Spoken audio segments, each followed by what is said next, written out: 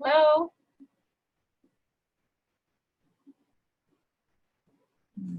There, how about that? Oh, that's better. I can hear you. Can you hear me? Oh, I can't hear you.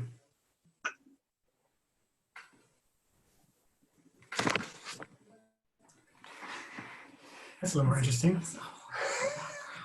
I could hang up They a had a great poster. background on the other one too, like they had the bookshelf. I was like, oh, that's the classic bookshelf. I'd be like, the perfect zoom. Well, if you had a better Zoom, That's so you could fine. use that. Yeah, that's, I'm not taking any bandwidth for that.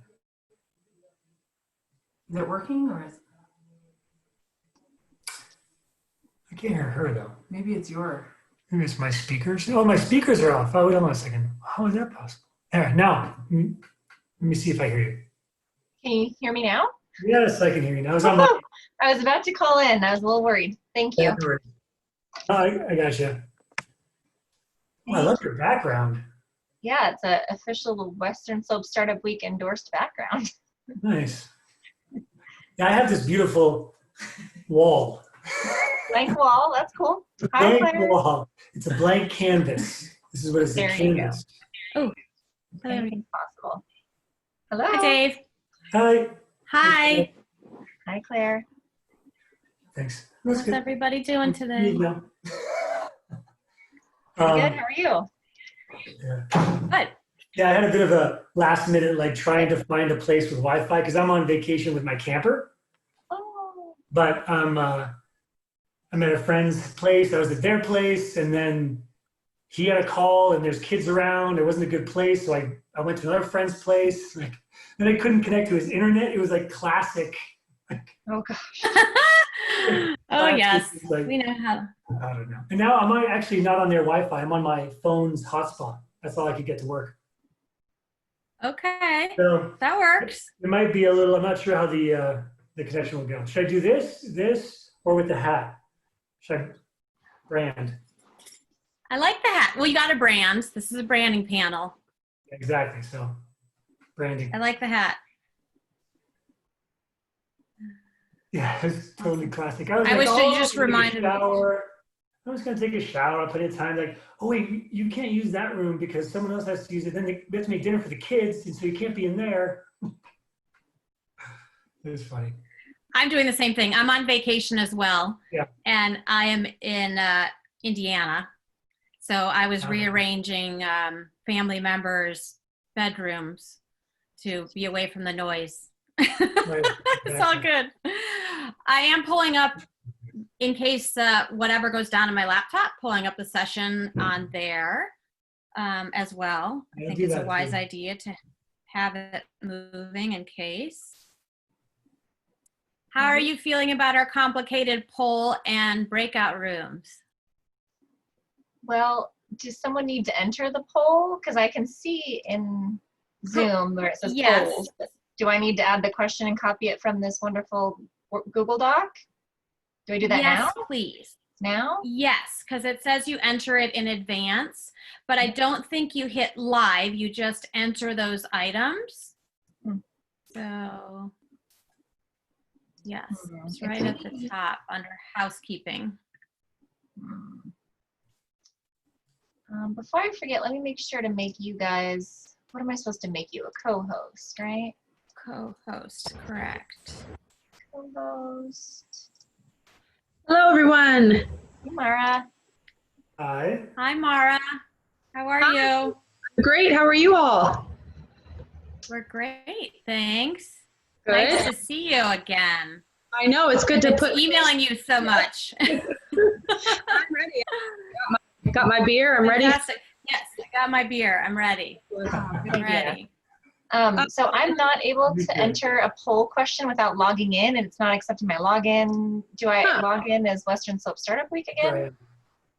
I don't know. So it should be under makers. You should, since you're logged in under makers, that is the login for this session. Let me just Yeah.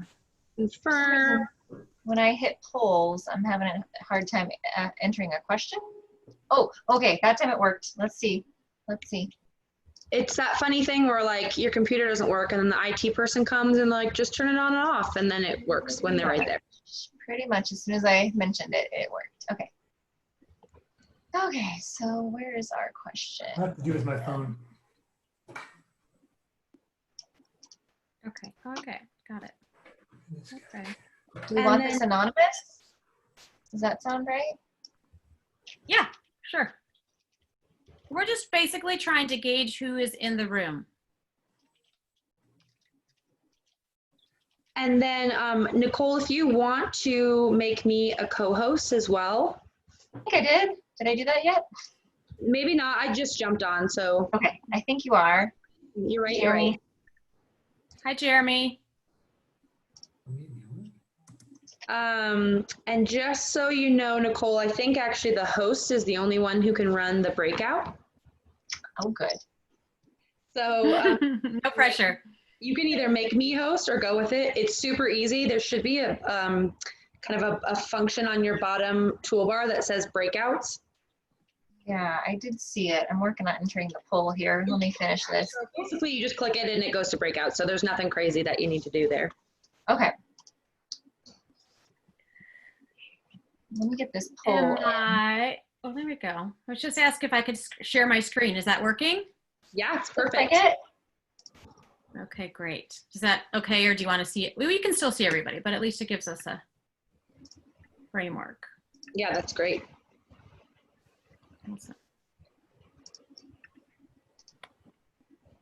So Mara, Nicole, this is Jeremy in the gray. Well, it has his name up there. So he's our moderator tonight. Awesome. Hi, Jeremy. I'm Mara. You might be on mute. Okay, so I think I got the poll in. You guys can't see it yet, can you? Nope. No. Okay, I think I have it queued up on my end. So I can hit launch polling, and I believe, Jeremy, you're going to tell me when that, no, I'm going to do that after I do my introduction, right? Sorry. Yeah, kind of during it when we're introducing. So just to, a quick who's in the room so that we know who we're chatting with. And then while we each introduce ourselves, that'll be a good time for it to run. Okay.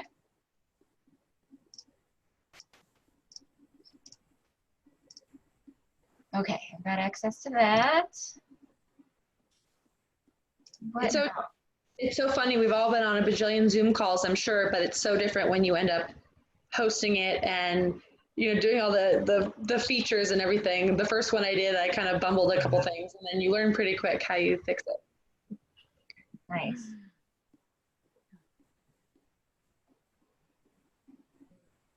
Mara, how's the series going in general?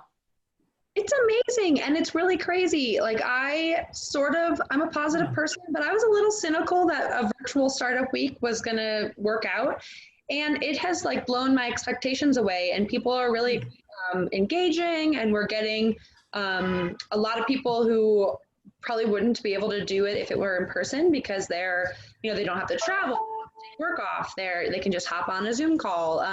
So it's been really cool to see the different kinds of people and from all sorts of regions. I think the first call I wrote down where everyone was from, and we had Steamboat and Durango and Montrose and Grand Junction and Salida. So it was really cool to see all these people connect together in that way. Yeah, that's awesome. Yeah, I would think it'd be even nationwide because if you see marketing, who cares where you are? It's right. Awesome. It's actually really funny. My mom recently retired. She lives in Denver, and she's been on a ton of sessions, and she's loving it. And so I get to yeah. There was one That's awesome. A cooking class from 4 to 5, and she was on that. I could see her taking notes, and so it's so fun that you just really get people. And I think having it all recorded is great too. There's been a lot of people who've said, "Hey, I can't hop on it, 4 or 5, whatever it is, but I want to see the recording," which is cool. Yeah, awesome. Hi, Forrest. Awesome. Nicole here. Hey, Forrest. Can you help me pronounce your last name? Merrithew. You're on. Thank you. Yeah, I agreed with the recordings. That's been real helpful to catch content with busy schedules, but it's great to be able to go back and watch it on your own schedule. Yeah, and I think we had a really great team this year that helped with the preparation. And I will give this session the gold star of preparing, which is awesome. So Claire, you did a great job herding the cat, as we say, and getting. Thank you. Agreed on that. And it makes all the difference. You can tell the ones that, they, thought about it, prepped, got on early, it shows through, so. Awesome. Hey, Claire, I'm just doing a sound check. My audio wasn't working. Can you hear me okay? Yes. All right, Yes. great. Thanks. I finally figured out how to get my Jaybirds to work. If you have headphones and you can't get them to work, it's under the volume button, the hamburger 3 dots. It says audio connect to speakers instead of computer. It's been a long time since I figured that out. Several years, but I figured it out yesterday.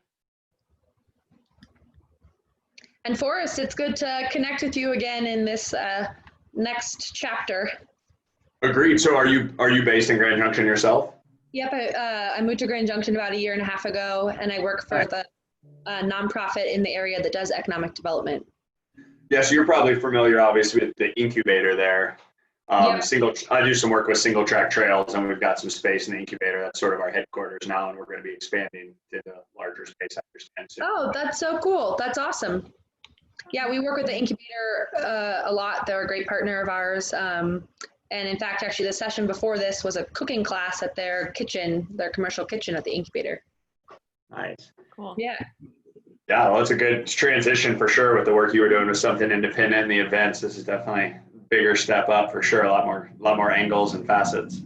Yeah, it's been fun. And, the actually Startup Week is sort of a little piece of my job, but it's the most kind of fun and rewarding. So it's the thing that kind of, gets you up and keep going.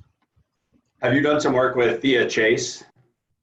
Yes, so she's Okay. one of the organizers of Startup Week, and her and I were actually working on a couple grants to try to fund some entrepreneurial programming here, and we'll keep going. But yeah, she's awesome. So you worked with her as well?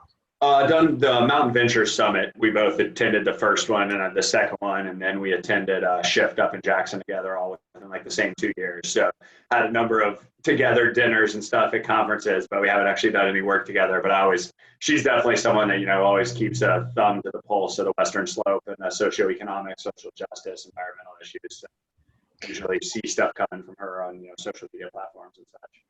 She's been huge in helping plan the Startup Week, and also we have a whole mentor component, and she kind of got this mentor network together. We have over 40 mentors that have offered free one-on-one consulting every Thursday, so she's been huge in that.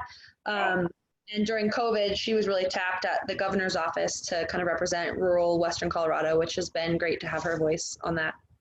Yeah, it's pretty impressive network, especially that like she's sort of like hippie social to some degrees, but I mean, obviously she has a very professional background and experience, but she also, has chickens at home and tells stories about them escaping and, that type of thing. So it's pretty impressive how like from the ground earth up, she knows exactly governor's office and international scholars, academics, and business people. Yep. Yeah, she's one of those people that is just always involved in stuff, and super real, like you said, with the chickens, She's very approachable. I know more and more people that have chickens in their yards. It's awesome.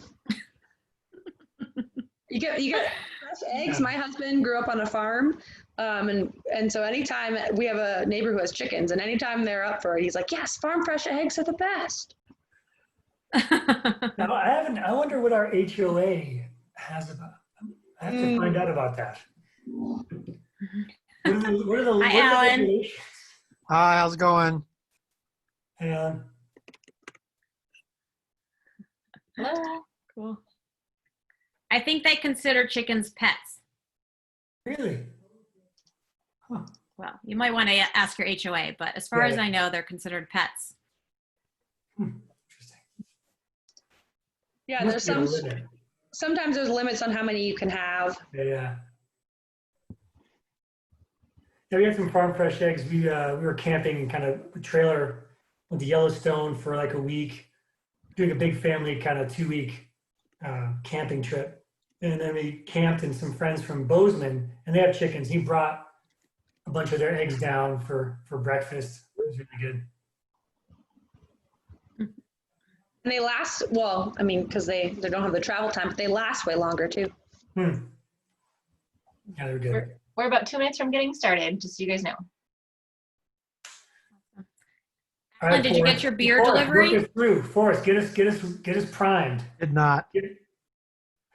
No. No, Who's Forrest. got their beer? I've got Devil's Foot Ginger Beer, an Asheville local brewing client. They do some pretty cool branding, speaking of which. Oh, nice. Nice. Devil's, There you go. I thought it was Devil's Tooth. Devil's Devil's Toot. Yeah, it looks like Toot. Does a little bit.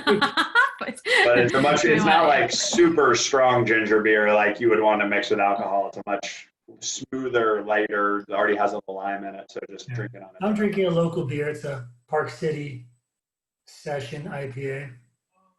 This is a whole other topic. Oberon, That's a good delicious one. citrus summer. Oh, very nice. Old favorite bells. Super good. I got a local, Awesome. I don't know if you can see, I got a Talbot cider, which is Oh, local. cider. Yeah, in Palisade. I sadly am gluten-free from an allergy, and so cider is where I play most these days. There's some good options and growing. for It's sure. much better. Even the beer is catching up, which is great. Foreign objects. Yeah, for sure. There's a gluten-free brewery in, I think it's Golden. Yeah, Holidaily. There you go. Yeah. It's Yeah, delicious. yeah. You know them from something independent. Yep. And they were just coming on the scene when I was leaving Denver, so they were my a good option to throw in there. Yeah, they were a right finalist contestant. Yes. Yeah, cool. I didn't realize you came from something independent. They're awesome. Yes, yep, I had a consulting company for a while and did a little work with old Chuck. So that was fun. Yeah, he's a keeper. He All is great. right. Well, it is 5 o'clock. I see a few more folks joining us, but I think we can go ahead and get started because we do have a lot to cover. Welcome to this Maker Track session, a branding mindset in outdoor rec. It promises to be a lively session right at happy hour. We have an impressive panel for this discussion, including a founder, a product developer, a product lawyer, and a brand strategist.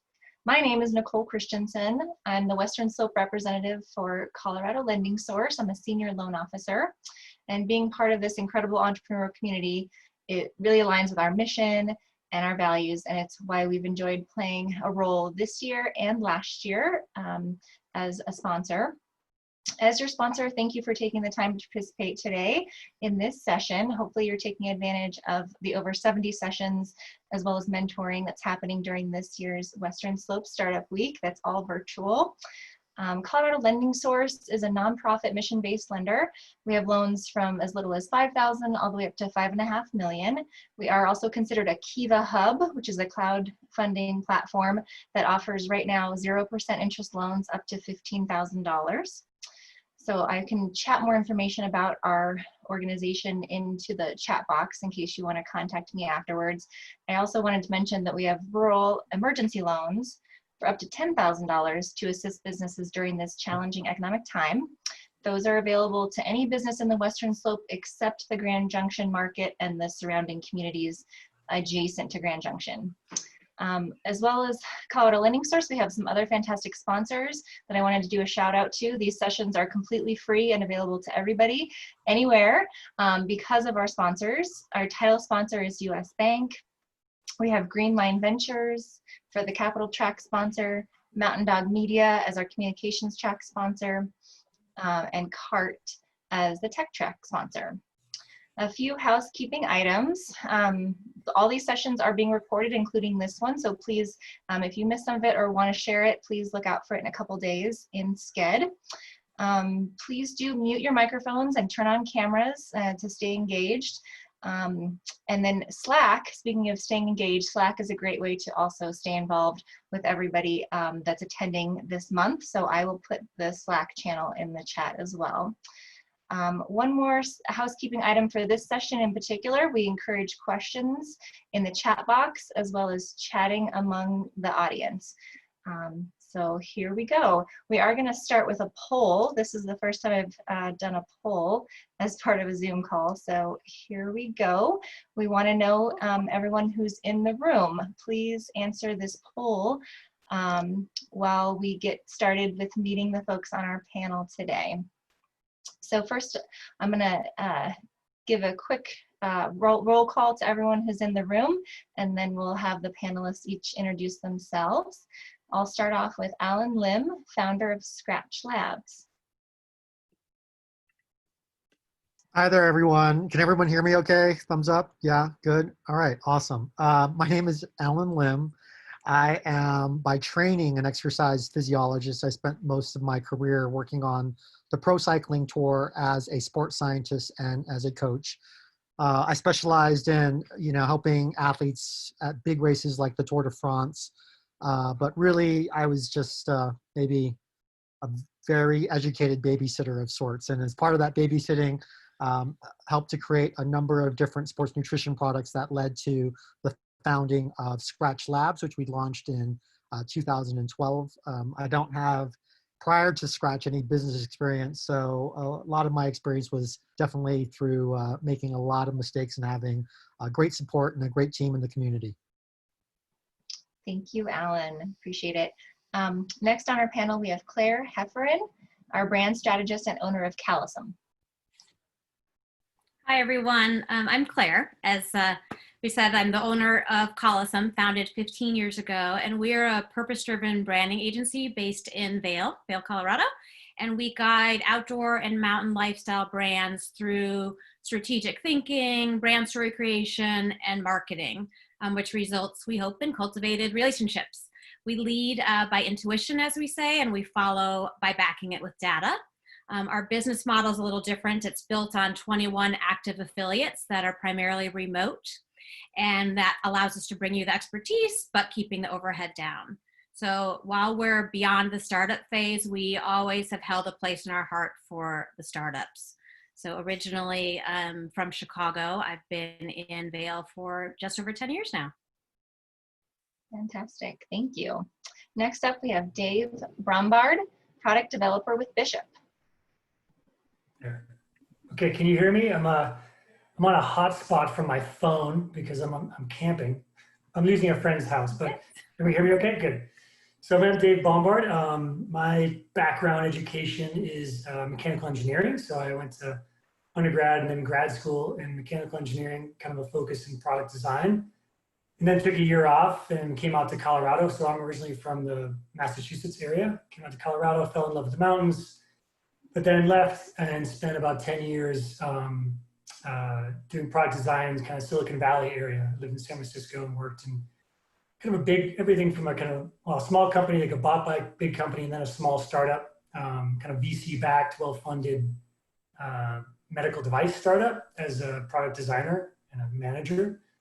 Then after that, ended up starting a little practice myself, a little consultancy where I was doing some design and engineering contract consulting. And that led me eventually back to Vail to start a company with one of the surgeons there. At that time, I was working in some minimally invasive orthopedic devices.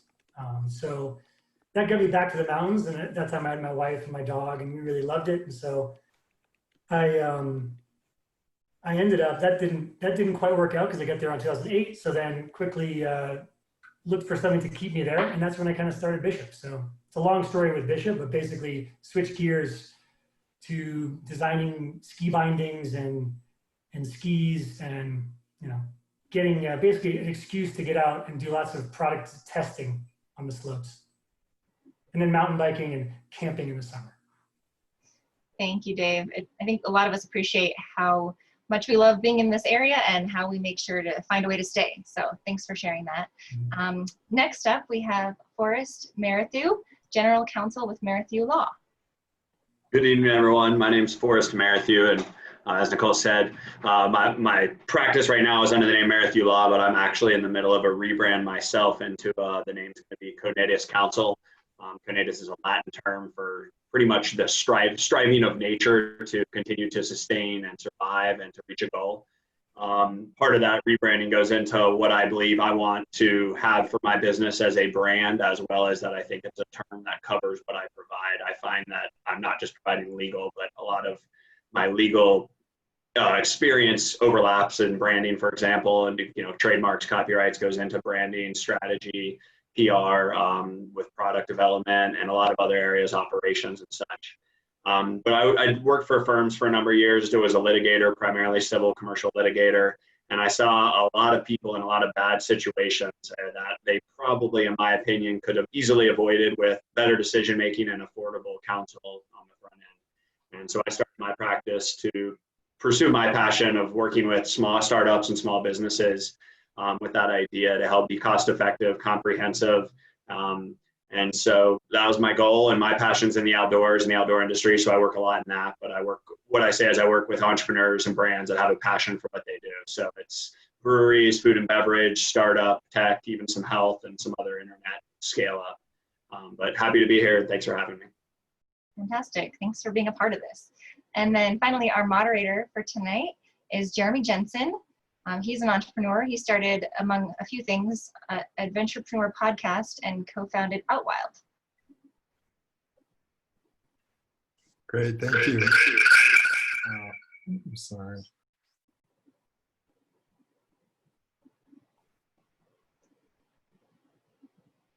Sorry, I'm just having a couple of tech issues here. Unfortunately, I apologize for that. Of course, my internet is in and out.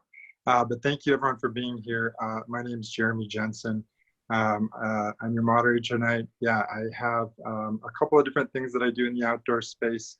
I run a company called Outwild. We lead 3-4 day retreats for the outdoor industry, helping people think through intentional living, life design, flow states, really with the goal of aligning your values to what you do for a living. So, and then I run a podcast in the space as well. So again, thank you guys so much for being here.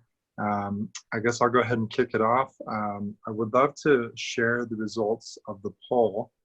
Can we pull that up? Yes, I can see it. Can you see it?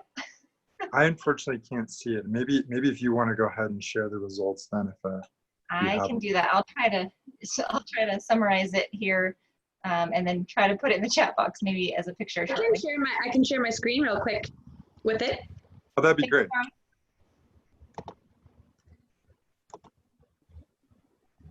Can you see it? You see lending. No, Oh. your website, which thank you for that.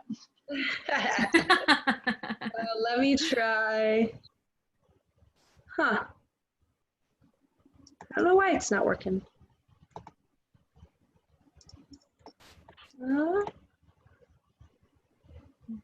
Okay, well, oh, here we go. Now can you see it? Yeah, no, there we go. Great. Thank you for that. Yeah, so kind of, I had assumed this might be the case. A lot of founders in the room, which is great. I think we'll have a very lively discussion that's relevant to that group. I know I've worked a lot with that group. I kind of fall in that group, and I think, so we'll definitely keep that in mind. A blending of several is the second biggest group, 27%. So hard to identify specifically what that is, but definitely have some brand strategists, some law in the room as well. So thank you for that, really helpful.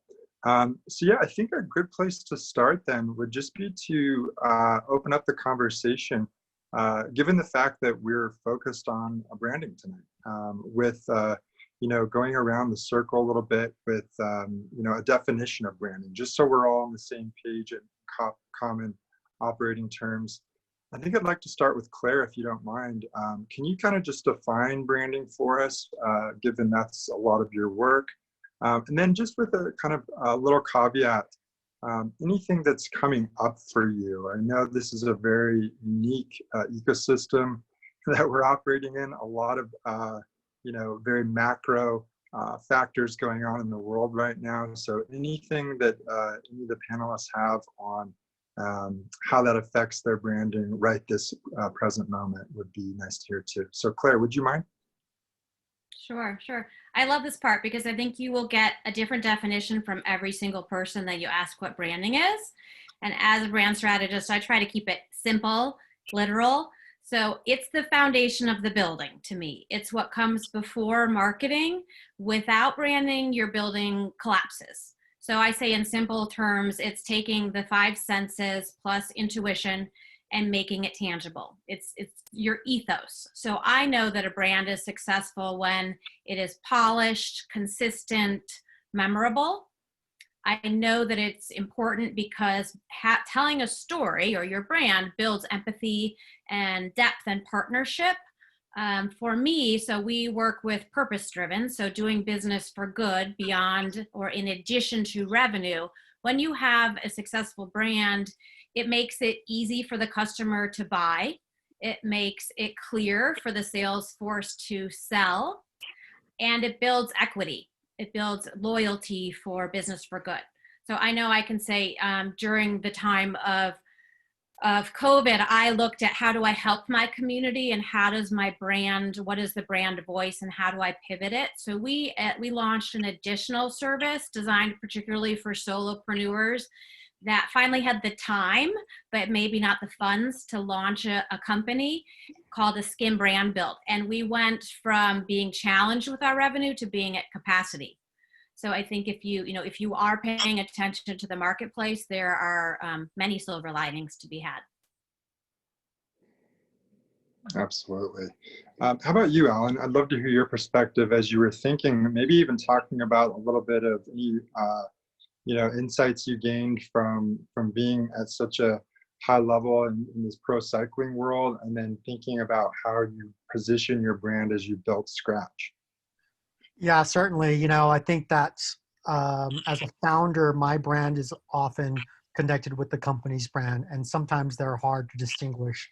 But I ultimately think of Scratch as an identity, as a separate individual, and that what you're trying to impart with the brand is you're trying to impart the identity of that brand, right? You're trying to impart the belief systems, the consistency, the trust, right? So it's weird for me because I'm part of that brand, I'm part of the identity, but so are every single one of my employees. And so we do have to work from kind of a consistent base of beliefs. We have to work from a consistent set of values, a consistent set of ideas.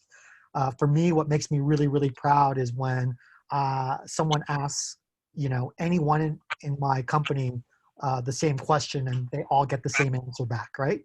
That shows the consistency around that identity, despite the fact that we are all different individuals. I've tried to impart at least my own sense of credibility and experience in pro cycling to that brand, but certainly we're not just that. And if there was any kind of identity in our own brand that we try to harken back to, at least with the name Scratch Labs, it's the idea that food and drink is just better from scratch, but it's also this idea that no matter where you find yourself in life, you can always start from scratch, right? And then hopefully the labs connotes that, we're based on evidence-based problem solving and we're consistent with that message.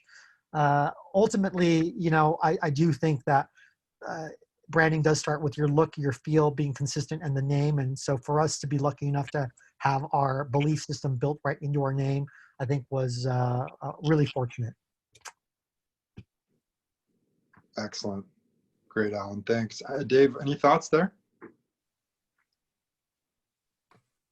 Yeah, so my background has been product design and development. So I think one thing that sometimes you tend to get caught up in the product, but we did a rebranding ourselves actually a couple of years ago from it was Bishop Binding Company, and that we wanted to be able to go beyond bindings. We're in a niche market, so we wanted to set the foundation for that. So we did a great exercise. We did a full kind of branding exercise, and it was useful, and it was setting that foundation. Like, why do we do it? It's that classic. I forget there's 3 circles, right? So it's like why you do it, and then how you do it. So our real why is like we love innovation and playing in the mountains. Like, it's kind of why we're doing it, and trying to have the brand support that. Through consistent, we did the full brand book where there's the mechanisms of it, right? Like a logo and language and images and the name and that. So we're just trying to be consistent. It's really, actually, that's one of the challenges. It's such a really small company, really, 2 of us and then some consultants. And then we bring, kids in on shoulder season to build bindings. Like it's, and fuel them with, pizza and tunes, but yeah, doing that on a budget, that I think is really the magic, if you can do that. That would become my question to the brand. More people that brand is their expertise, is like, given limited budgets and time, what are the key, we always struggle with this. There's so many great ideas. There's so many, we should do this, we should have this, we should,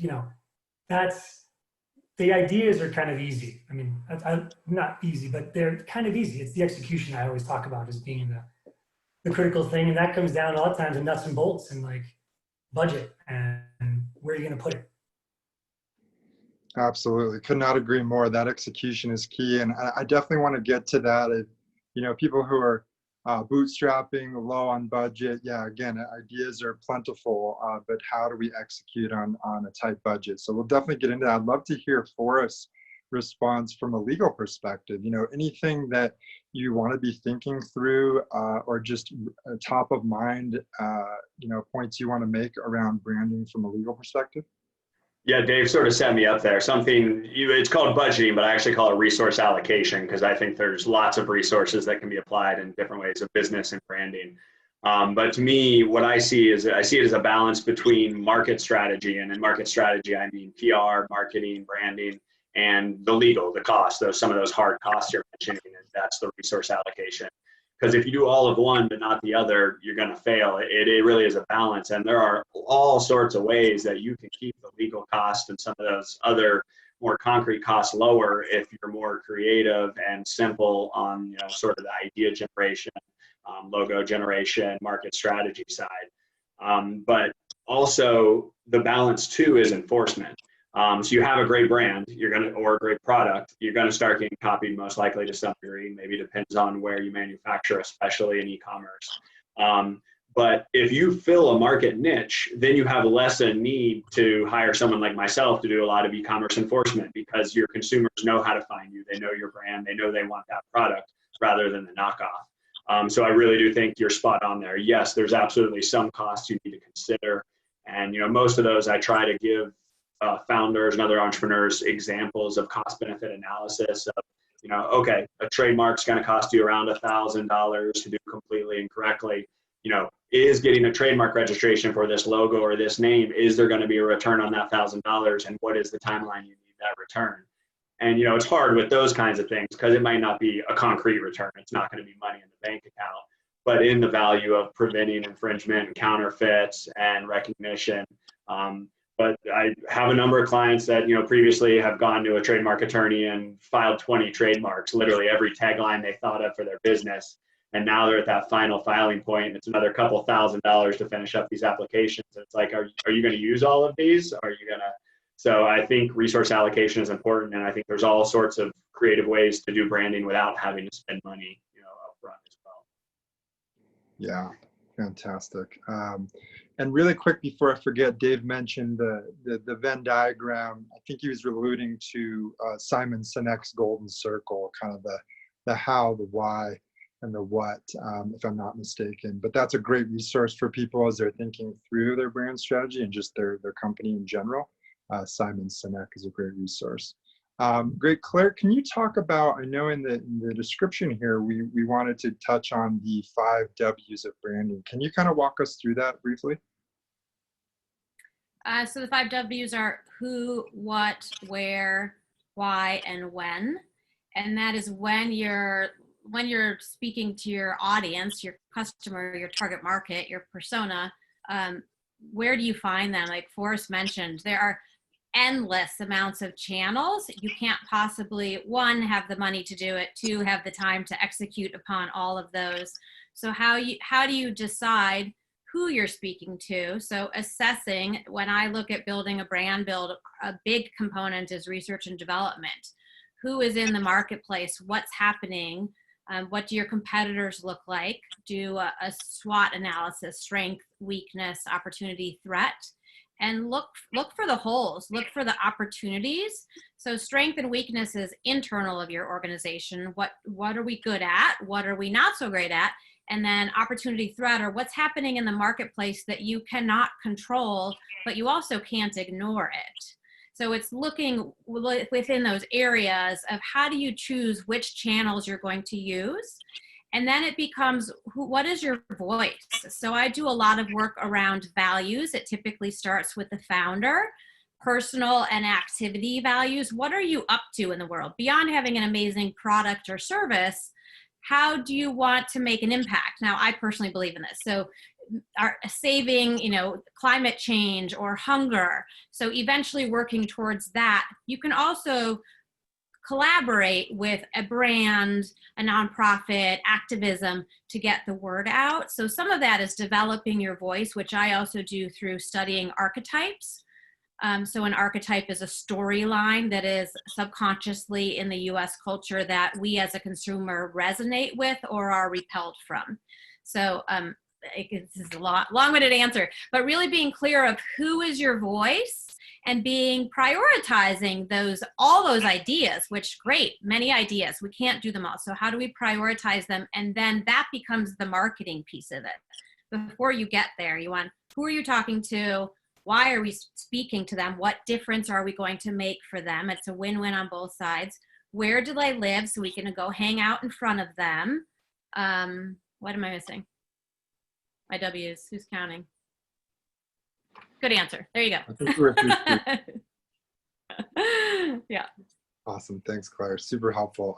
Sure. Well, I'd love to kind of dissect. I think we've already gotten into a lot of the nitty gritty, and I would imagine if there's some new founders in here, even kind of aspirational entrepreneurs, it gets very overwhelming very quick to all the things that you need to think through, do, and so on and so forth. So I'd love to just hear everyone on the panel has in some way or another built a company, a client base, a customer base. So I'd love to maybe start with Alan and just go through and get a sense of, if you went back to the beginning, and of course 2020, hindsight is 2020, what would you say, let's say in the first year, anything that you sort of wish you could go back and tell yourself as you were thinking through all them, here you are in a startup week panel, and it's like, wow, there's this huge checklist, all these things I need to think through. Anything that just comes top of mind? Yeah, absolutely. I think that it's hard to tell yourself. It's easy to tell yourself in hindsight to trust yourself, right? Because you know what happened. And for me, if I knew that we would have been profitable our first year, if I knew that everything would have worked out, then I probably wouldn't have asked any friends or family for any cash, right? We started this business without having, the ability to get a line of credit. We were very much kind of unsure about whether or not we could actually even create a business. And so we raised about $300,000 from, relatives, friends, just to have cash in the bank. But we never ended up touching that money. We never used that money. And in hindsight, holy shit, that was an expensive $300K, right? Yeah. But it's hard to know one way or the other because cash flow can be really, really difficult. And if we knew that we could have managed our own cash flow, even if it would have taken more time early on, especially if you have the vision, which we do, that we don't want to sell the company, that we don't have an exit strategy, that we are in it for the long haul, then giving up a little bit of equity early on, while might be exactly what you need to start a business, for us in hindsight, it was really the wrong thing to do. Interesting. Can I pull on that thread a little bit? And I'd love to, what do you suggest for people then if you're saying basically, I wish we wouldn't have raised that money in some ways. I mean, especially given a product business like yours, what do you suggest people do, and maybe any bootstrapping lessons learned? Yeah, for us, what we found was that every time we were cash constrained and we developed an alternative solution, we ended up being unique. And I think that if, our belief is that competitive strategy is a lot about what you say no to and being unique. And there's nothing that drives no and being unique than being money restrained. It forces you to do things that other people wouldn't do. It forces you to be creative. So for example, one of the reasons why we ended up not needing a lot of cash was that we had no way of paying to be at different events. And so we had this crazy idea that we could bring a food truck out with us and start making money in real time by selling food, just to make enough money to pay for the event fees. And, on some days we would do 900 tickets out of our food truck, and that made so much cash that our net marketing spend our first year of business only ended up being less than $1,000, because we flowed all of the cash we made by selling burritos to to marketing. That being said, having a food truck at events, because it was a necessity to make money in real time to bootstrap, it also allowed us to be totally different than all of our competitors who were just selling prepackaged products, right?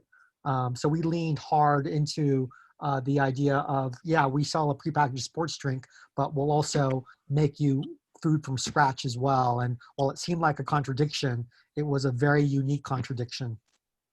Yeah, great. What about you, Dave? Any insights just a few years in, maybe that or in the early days you wish you'd known, or wish you could go back and tell yourself? Yeah, I guess I'm playing product designer. I'm also the founder, but in terms of I'll spin maybe the product design side of it.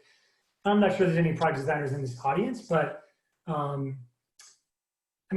guess looking at my market, that was one thing early on for me with the product in telemark. And it's a real niche. And I knew that going in, but it's a real niche. And, we made a product that's pretty, because I'm a designer, I think we made a product that I love and it's fantastic. I mean, it has the features I want, but you have to look at the business, right? And the margins, right? I mean, that's a lot of times I just go back to that, and it's really critical in your product design cycle. I'm designing a product. I mean, so is Alan, right? Like, it's probably your cost of goods.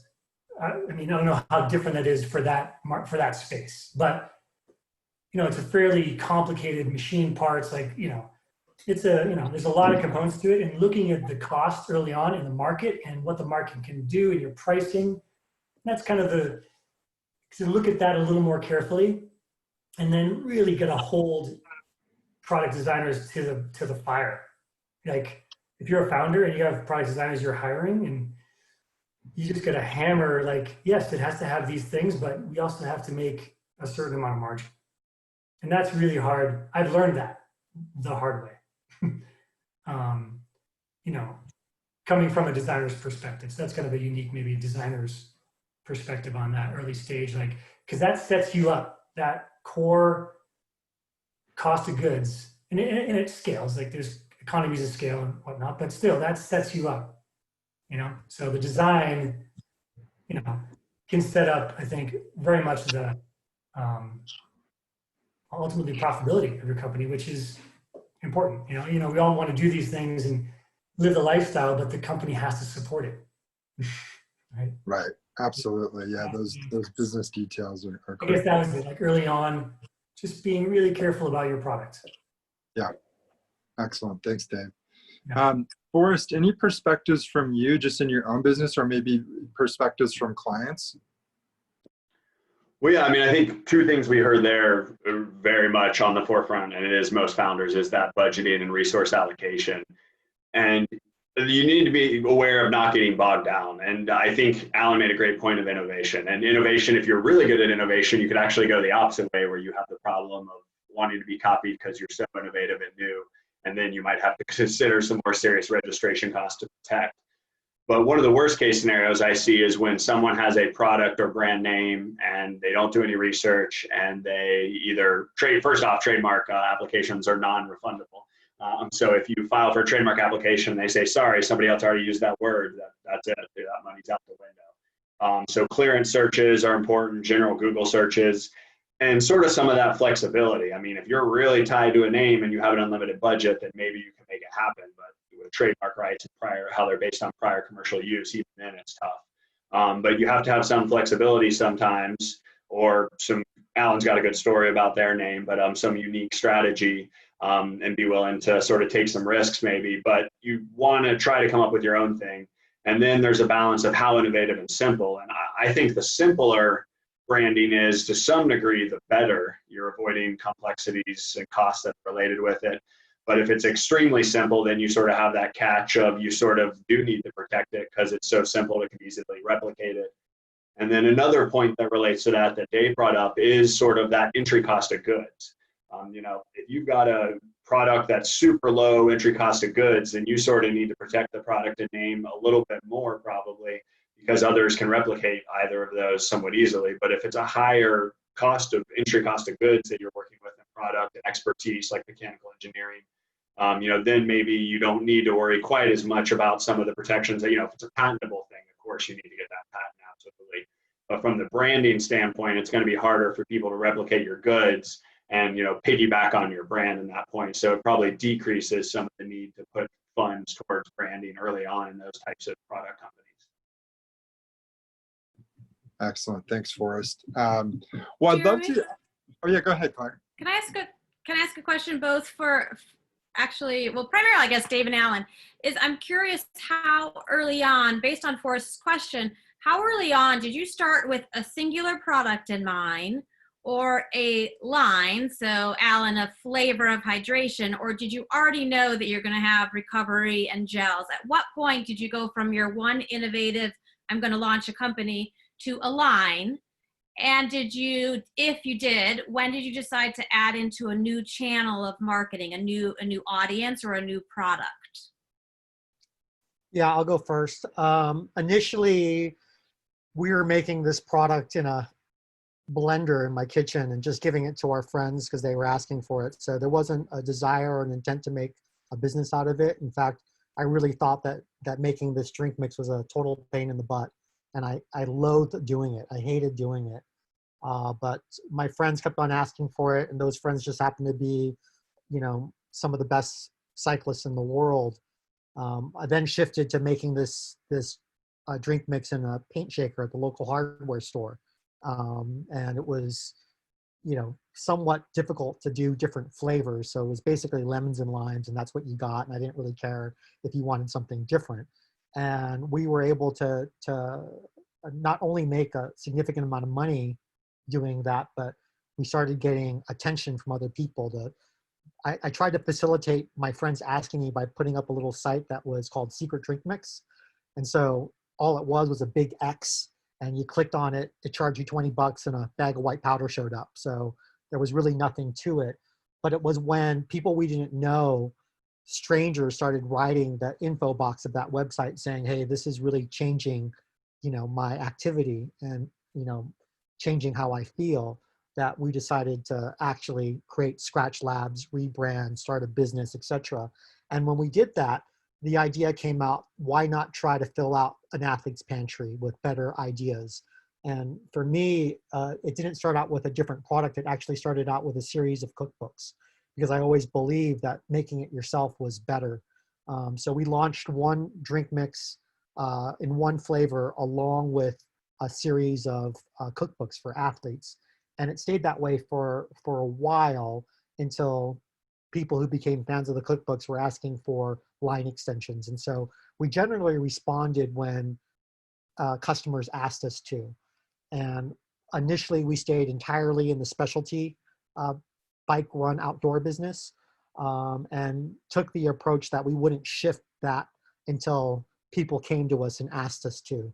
So eventually Whole Foods came to us, and we started selling there, but not because that was part of a bigger strategy. It was more because they were willing to work with us on our own terms.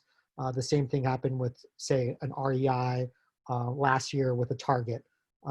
So for us, our philosophy has been, at least with the retailers and different channels, that we're going to stay focused on our core customer of specialty bike run outdoor. We're going to stay focused on our own website.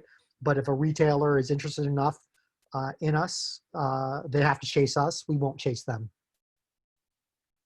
That's awesome. It reminds me of sort of like a build up to a concert release where they are begging for your product. So before you even launched additional flavors, whatever, they were waiting in that mystery of the X website. Awesome. Super, super cool.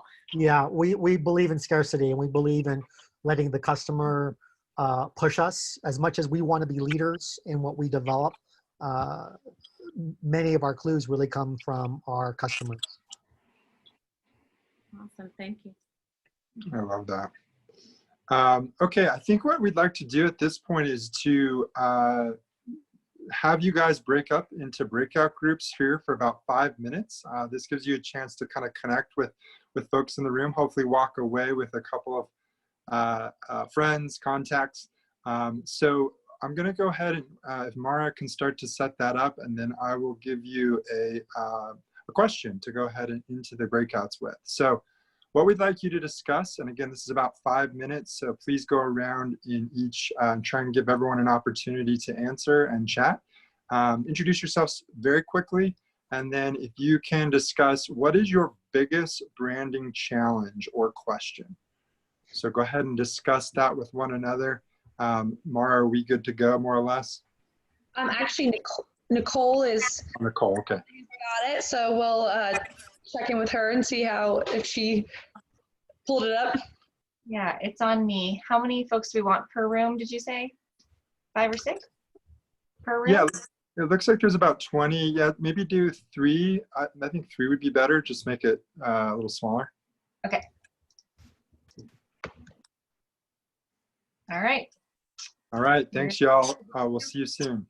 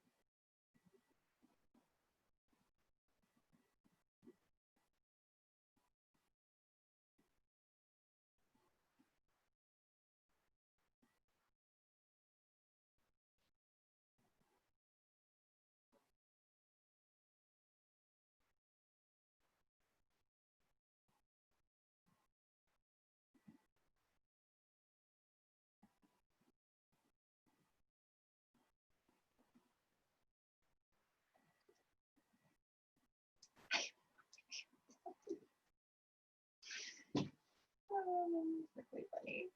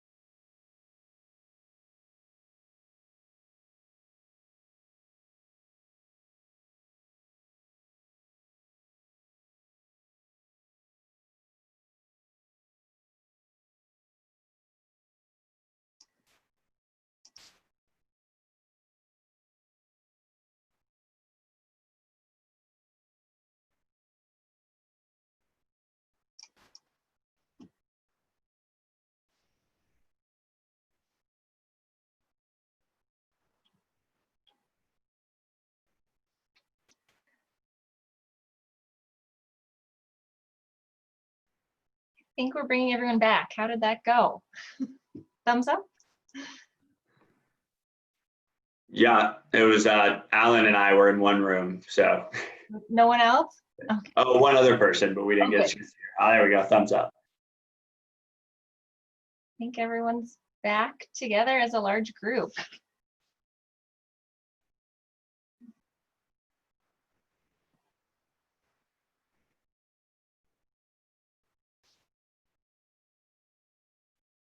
All right, we have just a few more groups coming back.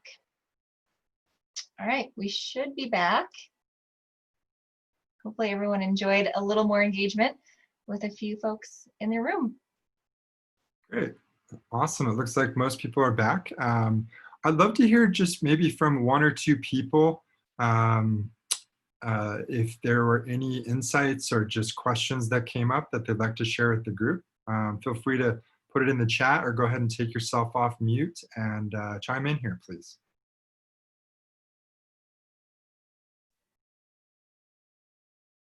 Any brave souls? I'll share. I had a group with 3 folks that was interesting, all at the point where trying to figure out what to do about their branding, which direction to go, worries about if I go this direction and it doesn't work, how do I pivot back? Or I've got this product and I want to sell to everyone, but really, I need to find my niche and target to them. So really a lot of questions at that stage of, I have some traction, I have an idea, I have a product, but I don't know what's the strategy to go with. Great. I will probably ask that. I think that's a great question in general, is just if you choose a direction and it doesn't seem to work out and you do need to pivot, I'd love people's perspectives on how to navigate that pivot. But maybe if we can get one more volunteer to share.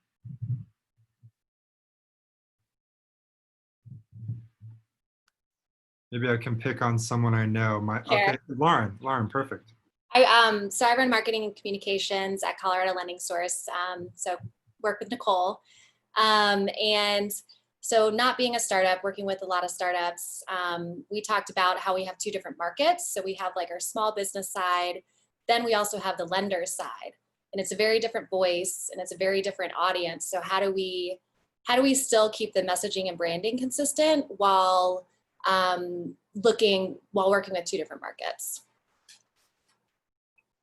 Yeah.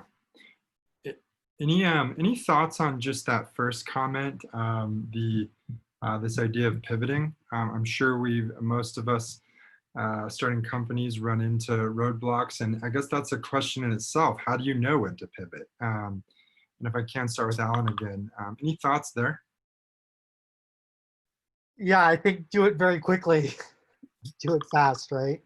I think that we were always kind of prepared with a plan B when we decided to start the business. I was telling Forrest that when we got the name, when we started with the name Scratch, we knew that was a risk because we knew that Dannon yogurt actually had the mark, but we also knew that they hadn't used the mark for a very, very long time, and that we could petition the USPTO after a year of usage for the mark. That might get us in a legal fight, that might not, but it was worth the risk. But we were always building a secondary plan to pivot just in case, right? And as we have launched products and seen things work and not work, I think the biggest thing is if things aren't working, to cut bait and move on and, have a second plan always. Excellent. Dave, Dave, can you tell me? Go ahead. Yeah, sorry. I was gonna say, I know, Dave, you just rebranded. Tell us about that. Why, or what, tell us. The rebranding was, again, for me, like the product design development effort to make the product I make is pretty significant. Like I was pretty cocky coming in thinking, design medical devices and surgical instruments, but designing a surgical instrument for a clean room environment, single-use disposable device, is pretty much the opposite thing from a ski binding. We learned a ton on that, but we can't pivot that easily because because of the effort. Like, you know, you put a significant amount of money into a development like that. You know, we're going to do it. We're going to, you know, we sell it, but we want to expand that market. We just realized we wanted to expand maybe to other things, right? We were Bishop Binding Co. was our initial logo and mark. And then we ended up, okay, let's just be Bishop. That just gives us, we have a strong brand. We have really loyal customers that love our product, but the market's just small. I mean, tell them it's a really small market. So we went a little bit sideways first. So I said, hey, let's do skis. Like, that's something that we make bindings. Let's make bindings and skis, and specifically telemark skis, which really hadn't ever really been made that much, like hadn't really been made. And so that was able to use our strengths. This kind of goes back to what I like, Porter's 5 forces kind of things, which I kind of like a little bit better than SWOT analysis myself. But like, what are we good at? Like, I'm a designer. I'm a technical engineer, designer. You know, that's my wheelhouse. And what can we do there with the brand? But we have a great brand with it. What makes sense with that brand to get us products, really to get more revenue, right? To expand that. So going to Bishop just made sense because that was what people knew. And then that allows us not to be Bishop Binding Co., which kind of kept us in bindings, to skis. You know, we're working on a product for the backcountry for next year because I think that's an opportunity with the ski. We don't know what's going to happen with the ski season with the pandemic. So, you know, we're pivoting to some more backcountry. Like, that's where people are going. That's, you know, outdoor recreation. So, yeah, so we actually did the brand rebranding probably, well, really a year and a half, maybe 2 years ago almost. But that set up the foundation. Okay, let's see where else we can go, you know, given our strengths. Awesome. Hey, Claire, I'm curious, a question for you. I mean, I think we've hopefully covered, you know, how to start thinking about branding, some of the challenges. I mean, let's say once you do establish your brand and start to have some of the preliminary thinking done, I mean, how do you go about communicating it? Can you cover that and sort of your approach? Communicating to your customers? Yeah, the vision and the brand. Sure. So in my step, it's research and development, clarifying your strategy, creating your identity. So you don't look at logo, website until you already have your research, you know the marketplace, you know your key, this clarifying strategy is your big idea, clarifying your positioning, creating your key messages. So basically you build this big database of content assets. The identity is your logo, your naming, and sort of like samples of outreach materials, collateral, but it's getting your creative team and your leadership team to agree on that. And then you begin the outreach. So simply, and we were talking in our breakout room, if you're looking at, you know, a small budget and what do you want to focus on, just do enough branding in the beginning, make sure you know what your voice is and you know what your storyline is before you start speaking, because if you skip that piece in your outreach, once you start taking that approved piece and you write copy new, fresh every time, the story is going to change. So you want to have that bank of branding assets, and then that's what you start pushing out. So we also spoke about segmenting your database. So for example, if with Lauren, if you have 2 different audiences, you speak, you know, to one audience in one tone, you want to just make sure that you are being consistent about it. And what I say is make sure you have a cadence. So is your newsletter quarterly? Is it monthly? How many social media do you do a week? So don't overdo it. I say like one thing at a time. Maybe you add a new thing. It depends who your team is and how big, you know, what your model is.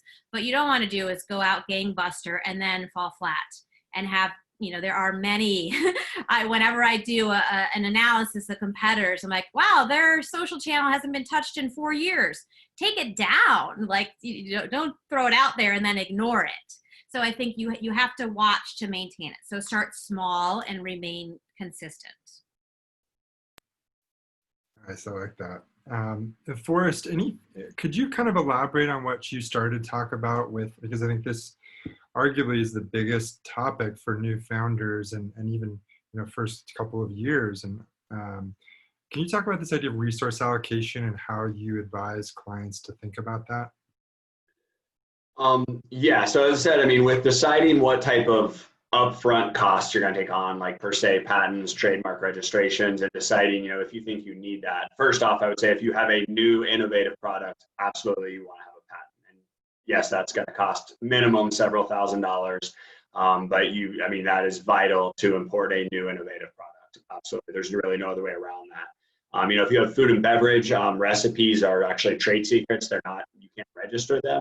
So something like that, you actually control through one, just common sense of how you run your business and making sure you're not oversharing with any of your partners, or if you need to share for some reason, like FDA certification with a co-packer manufacturer, that you're doing it under an NDA. So commercial contract terms are important. And on that note, there's no such thing as a form commercial contract. Big companies like to tell smaller partners that, oh, this is our form contract. As long as a term to a commercial contract is not illegal, then it can be customized. Now, I want to specify that commercial contracts, because consumer contracts, there are statutory, legal, overarching protections for consumers and product liability and that type of thing. But when you're looking at two commercial entities contracting it, all those terms can be super customized. But absolutely NDAs. But one thing I'm referring to in resource allocation is sort of filling a market niche.